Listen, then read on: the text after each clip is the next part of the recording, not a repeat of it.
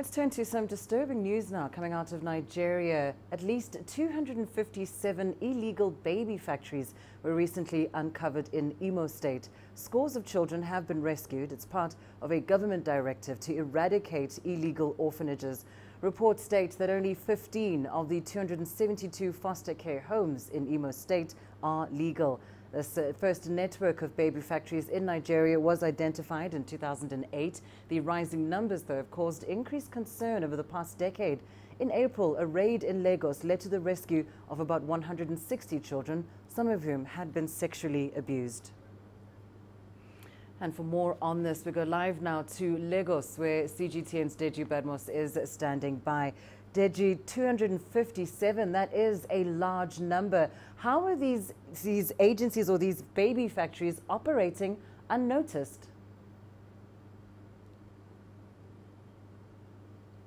Well, fact is that, Lindy, the number could actually be higher than that. I mean, this 257 you're talking about is the number now that the government has discovered. So you could still have more out there that the government has still not discovered.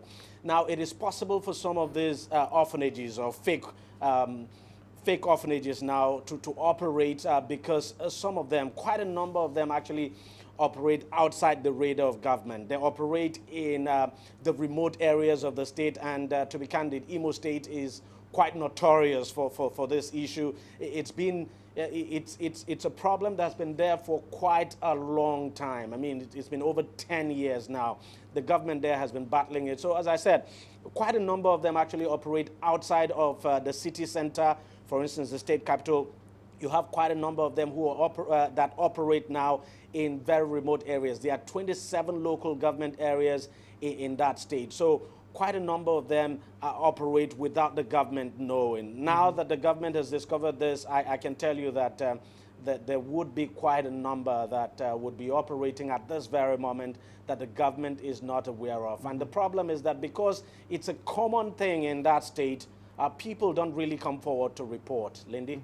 And just tell us, what more do we know about that raid in Imo State? I mean, what's happened to those people that are behind these illegal orphanages and, of course, to the children themselves?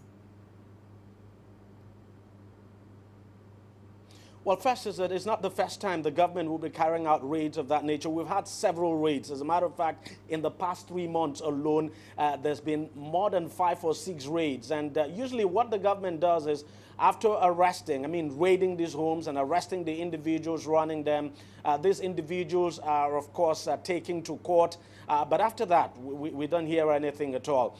But as I said, it's a common practice. It's quite endemic in Imo State. These individuals run these fake orphanages, and basically what they do is to sell these children.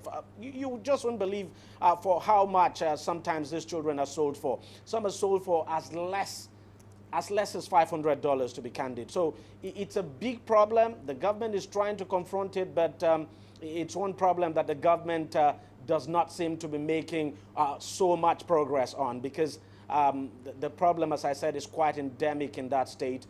People are not reporting the way they should, and that is why you have it rampant in that state. So, but other than, it's up to the court, because sometimes some of these individuals, after they are arraigned in court, they are granted bail, and then prosecution, sometimes not very diligent, and some of these people just go on to continue in their nefarious activities. Lindy?